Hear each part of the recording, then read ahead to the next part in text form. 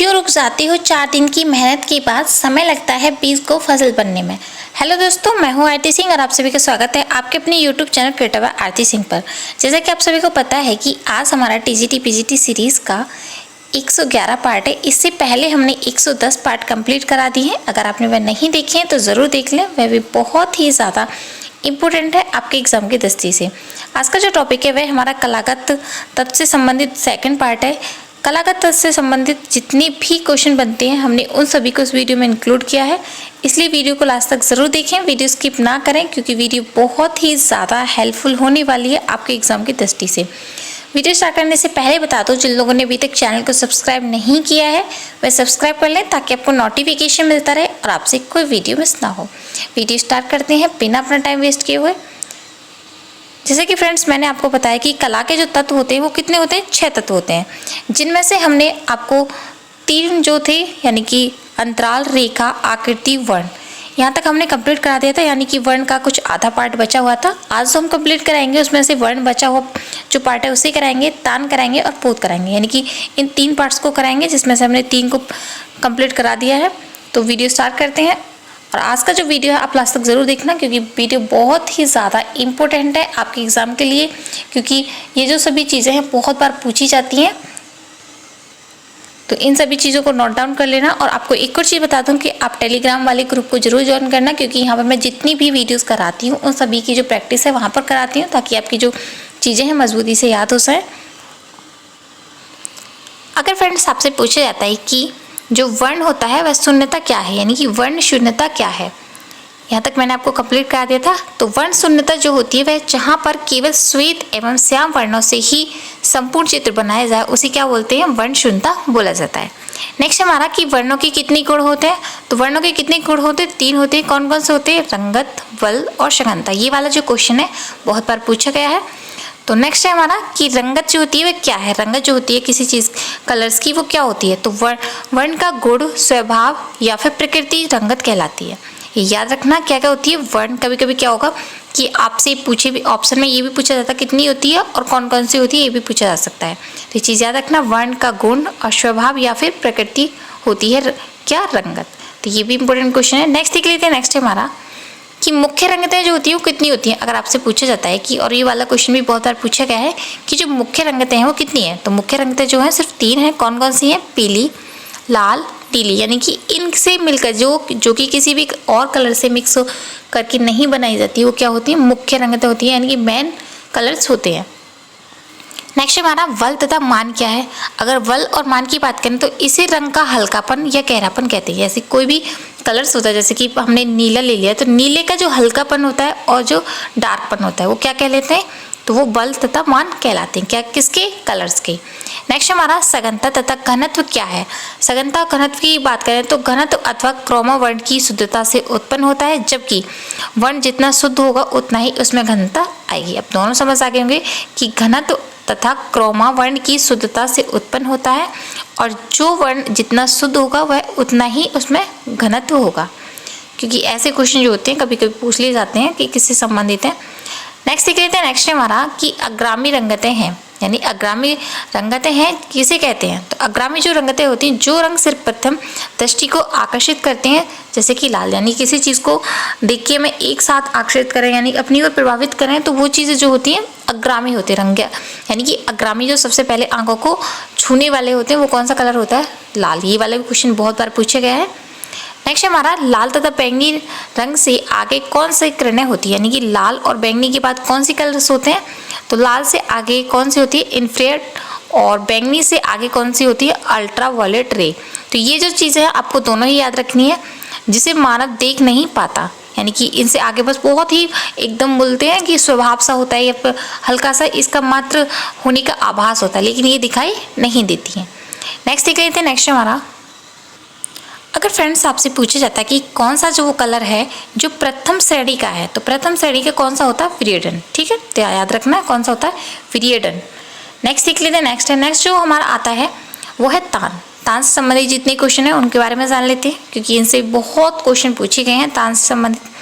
अगर फ्रेंड्स आपसे पूछा जाता है कि रंगत की हल्के व गहरेपन को क्या कहा जाता है, तो रंग के जो हल्केपन को और गहरेपन को क्या बोला जाता है? तान। यानी कि जिसको हम टोन लगाते हैं, जो वाटर कलर हो या फिर कोई भी और कलर हो जिसकी हम टोन लगाकर जो वो पेंटिंग्स होती है उसका उभार आता है या फिर उसमें पर्सपेक्टिव्स दिखाते हैं या फिर रियलिज्म दिखाया जाता है। ठीक है, तो याद रखना ये। नेक्स्ट हमारा कि प्रकाश कुंजी किसे कहते हैं? जो प्रकाश कुंजी होती है वो क्या है? तो प्रकाश कुंजी जो है वह एक सक्रिय अथवा साहित्य अंतराल में तान, यानी जिसको हम प्रकाश की मात्रा बोलते हैं। तो प्रकाश कुंजी किसे कहते हैं? सक्रिय अथवा साहित्य अंतराल में तान की मात्रा को कहा जाता है प्रकाश कुंजी। नेक्स्ट हमारा कि चित्र में तान का प्रयोग किस में होता है? जो तान का प्रयोग होता है वो किस लिए होता है? तो संपूर्ण चित्र में होता है। जो तान होती है तो यानी कि जैसे कि आपको पता है फेस बना रहे तो उसमें भी जो तान का प्रयोग किया जाता है, जहाँ पर डार्क है, जहाँ पर लाइट है, तो वो सब चीज़ें क्या होती हैं? तान होती हैं। नेक्स्ट देख लेते हैं। नेक्स्ट हमारा कि वल का विचार किस में किया जाता है? यानी कि जो वल होता है वो किसके लिए प्रयोग किया जाता है? तो वो रंगों में किया जाता है, यानी किसी रंग में जो वल होते हैं उनका प्रयोग किया जाता है। नेक्स्ट हमारा कि तान का प्रयोग किस प्रकार की वर्ण यानी कि रंग की व्यवस्था में आकर्षित लगता है? जो तान होती हैं उनका जो प्रयोग होता है वो किस कलर्स की व्यवस्था में आकर्षित लगता है? तो वो संगति पूर्ण वर्ण में प्रयोग में आवश्यक लगता है या फिर व्यवस्थित लगता है। जैसे कि अगर हम लाल की जो रंगतें बनाते जा रहे हैं, लाइट करते हैं या फिर मिक्स करने की बात करें तो लाल और पीले को बना के जो नारंगी रंग बनता है, तो उस तरह की जो वो होती है संगतिपूर्ण वर्ण उनमें दिखाई देती है तान का। नेक्स्ट हमारा अगर फ्रेंड्स आपसे पूछा जाता है कि किस विधि से निर्मित चित्र में स्थान का प्रयोग संभव नहीं है, यानी कि किस विधि से कलर्स लगाने से जो स्थान का प्रयोग नहीं होता है, तो वो कौन सा था? रेखा चित्रों में। यानी कि जब रेखा चित्र बनाते हैं तो उसमें हम क्या करते हैं? उसमें प्रयोग नहीं होता है किसका? स्थान का। यानी कि कला विधि से किसी भी चीज़ का नहीं होता है, क्योंकि नॉर्मली वो जो चित्र बनाए जाते हैं वो रेखाओं के द्वारा बनाए जाते हैं। नेक्स्ट हमारा तान की मुख्य भेद कौन कौन से हैं? तो तान की मुख्य भेद की बात करें यानी कि उनके काइंड्स जो होते हैं वो कौन कौन से होते हैं? प्रकाश, मध्य, प्रकाश, छाया। तो ये जो दोनों होते हैं वो क्या होते हैं? तान के भेद माने जाते हैं। नेक्स्ट देख लेते हैं। नेक्स्ट हमारा रंग की सघनता किस प्रकार कम कर सकते हैं? यानी किसी भी रंग की जो सघनता होती है उसे हम किस प्रकार कम कर सकते हैं, बढ़ा सकते हैं? तो तटस्थ रंग जो होते हैं उनको मिलाकर, यानी कि अगर हम लाइट यानी कि वाइट कलर मिलाएंगे तो उसकी जो सघनता है वो घटने लगेगी, यानी कि जो वाइट कलर से अगर हम ब्लैक कलर मिलाएंगे उसकी सघनता बढ़ने लगेगी। यानी कि ब्लैक से बढ़ाने से उसमें डार्कनेस आती है और वाइट मिलाने से उसमें लाइटनेस आती है। तो ये चीज़ याद रखना। नेक्स्ट हमारा कि सफ़ेद के मिश्रण से तैयार रंग जो होता है उसे क्या कहते हैं? तो जो सफ़ेद कलर्स के मिलाने से जो रंग तैयार होता है उसे क्या कहते हैं? हम टिंट कहते हैं। ये याद रखना, बहुत ज़्यादा इंपॉर्टेंट है। नेक्स्ट देख लेते हैं। नेक्स्ट हमारा तीव्र प्रकाश को कहते हैं, यानी कि बहुत ज़्यादा तीव्र जो प्रकाश होता है जिसे हम आंखों से नहीं देख सकते तो वो क्या कहलाता है? हाईलाइट। यानी कि बहुत ज़्यादा, जैसे कि सूर्य की जो किरणें होती हैं बहुत ज़्यादा हाईलाइट होती हैं तो हमें वो आंखों से नहीं दिखाई देती हैं। तो ये चीज़ याद रखना कि जो तीव्र प्रकाश होता है उसे हम क्या कहते हैं? हाईलाइट, बहुत ज़्यादा हाईलाइट करना। ठीक है। नेक्स्ट जो पड़ता है हमारा पोत, जिसे हम वैन के नाम से भी जानते हैं। हो सकता है आपको दोनों ही देखने को मिल जाए या फिर आपको पोत भी देखने को मिल जाए या फिर वैन, तो आप दोनों ही नाम आपको याद रखने हैं कि पोत को ही हम वैन के नाम से भी जानते हैं। तो हम इसके बारे में जान लेते हैं। और यह है हमारे कलागत तत्व का जो लास्ट यानी कि तत्व है। तो ये याद रखना कि कौन कौन से, इन्हें सीरीज वाइज आप सभी को याद कर लेना ताकि आपको जो 6 के 6 याद रहे। क्योंकि कभी कभी क्या होता है कि आपसे पूछ लिया जाता है कि 5 आपको दे देंगे और ऑप्शन में 1 दे दिया जाएगा कि इनमें से कौन सा छठा जो तत्व है वो कौन सा है। नेक्स्ट हमारा कि पोत क्या है। अगर पोत की बात करें कि जो पोत होता क्या है, बहुत बार पूछा जाता है। तो पोत जो होता है धरातल की बनावट, अनुभूति या गुण होते हैं।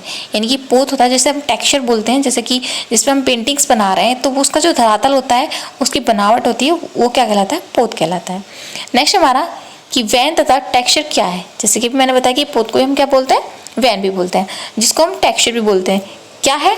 तो धरातलीय बनावट। इसको यानी कि ये अलग अलग एग्जाम में अलग अलग रूप से पूछा गया है और आगे भी हो सकता है कि आपसे पूछा जाए। तो आपका कुल मिलाकर जो इसका मेन उद्देश्य रहेगा किससे संबंधित रहेगा कि जो धरातल होता है, कार्य का क्षेत्र होता है, उसकी जो बनावट होती है उसको हम क्या बोलते हैं? पोत बोलते हैं।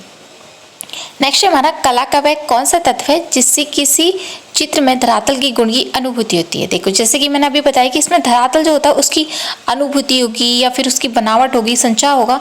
तो ये सभी जो चीज़ें आती है किसके अंतर्गत आती है? पोत के अंतर्गत। ये भी याद रखना। नेक्स्ट हमारा कि पोत का जो अनुभव है वह कितने प्रकार से होता है। यानी कि जो पोत है, धरातलीय गुण है, उसका जो अनुभव किया जाता है वो कितने प्रकार से किया जाता है। तो उसका जो हम छू कर या फिर देख कर चीज़ का अनुभूति करते हैं तो कितने प्रकार से करते हैं? 2 से। कौन कौन से? एक तो छासुक है, अनुभूति भन्ने यानी कि स्पर्श ज्ञान, जिसको हम छूकर प्रयोग करते हैं। तो ये दोनों ही आपको याद रखने हैं। कभी कभी क्या होगा, ऑप्शन में पूछ ले जाएगा कि कौन कौन से हैं या फिर ये किसके वो हैं प्रकार, तो वो किसके हैं? पोत के। नेक्स्ट हमारा कि पोत के कितने भेद माने जाते हैं। अगर काइंड्स की बात करें कि जो पोत के भेद हैं वो कितने हैं, तो वो 3 होते हैं। और कौन कौन से होते हैं? प्राप्त, जैसे कि गिवेन, अवेलेबल, फाउंड। सेकंड जो होता है कृत्रिम, जिसे हम क्या बोलते हैं? आर्टिफिशियल। और थर्ड जो होता है सृजित, यानी कि क्रिएट करना। तो ये सभी जो चीज़ें हैं किसकी हैं? वो पोत के 3 भेद माने जाते हैं, प्राप्त, कृत्रिम, सृजित, यानी कि गिवेन, अवेलेबल, फाउंड या फिर आर्टिफिशियल। और थर्ड जो होता है वो क्रिएटेड होता है। तो ये इंपॉर्टेंट है, तीनों ही आपको पता होना चाहिए। नेक्स्ट देख लेते हैं। नेक्स्ट हमारा कि स्पर्श ज्ञान क्या होता है। जैसे कि मैंने आपको बताया कि जो किस धरातली जो बनावट होती है उसका जो अनुभूति जो होती है वो क्या कहलाता है? स्पर्श ज्ञान कहलाता है, जिसे हम पोत बोलते हैं। ठीक है, धरातल की बनाई को छूने पर जो ज्ञान प्राप्त होता है वो क्या होता है? स्पर्श ज्ञान होता है, जो कि पोत कहलाता है। नेक्स्ट हमारा निम्नलिखित में से किसमें धरातली वैन नहीं होता है, यानी कि जो तरल होते हैं, ऑब्वियसली बात है, जैसे पानी है या फिर कोई और चीज़ है, उसमें क्या नहीं होते हैं? तो उसमें धरातली वैन नहीं होते, यानी कि धरातलीय पोत नहीं पाया जाता है, यानी कि तरल और द्रव्य में। नेक्स्ट देख लेते हैं। नेक्स्ट हमारा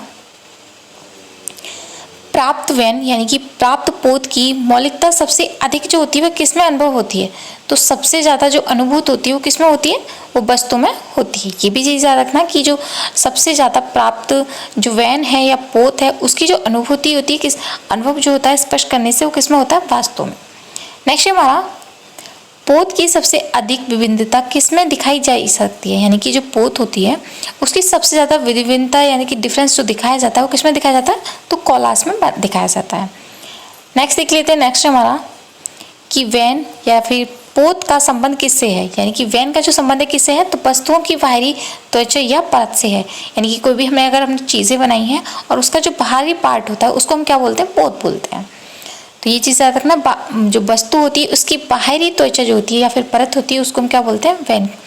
नेक्स्ट हमारा कौन सा प्रकार पोत का नहीं है, यानी कि पोत का जो प्रकार कौन सा नहीं होता वो सांकेत। जैसे कि मैंने आपको बताया कि कभी कभी काइंड्स में से आपको कोई सा भी दे दिया जाएगा और आपसे पूछा जाएगा कि कौन सा है या फिर नहीं है, तो आपको सभी चीज़ें पता होना बहुत ही ज़्यादा इम्पोर्टेंट है। आज का जो टॉपिक है वो यहीं समाप्त होता है, क्योंकि ये छोटा सा ही पार्ट बचा हुआ था। कल की जो वीडियो थी वो बहुत ज़्यादा लॉन्ग हो गई थी, इसी वजह से हमने इसको सेकंड पार्ट में डिवाइड किया। तो इन सभी चीज़ों को आप अच्छे से रट लेना, क्योंकि ये 3 से 4 मैंने अभी टॉपिक्स कराए हैं और ये बहुत इंपॉर्टेंट है। तो इन सभी को अच्छे से रट लेना, नोट डाउन कर लेना, अच्छे से तैयारी कर लेना, क्योंकि यहाँ से अलग जो क्वेश्चन आने वाले हैं वो नहीं आएंगे बिल्कुल भी। इनसे ही संबंधित क्वेश्चन आने वाले हैं और पूछे जा सकते हैं। तो आज का जो वीडियो अगर आपको अच्छा लगा है तो कमेंट बॉक्स में कमेंट करके ज़रूर बताना कि वीडियो कैसा लगा। Thank you for watching this video. मिलते हैं नेक्स्ट वीडियो में, तब तक के लिए bye bye and thank you so much.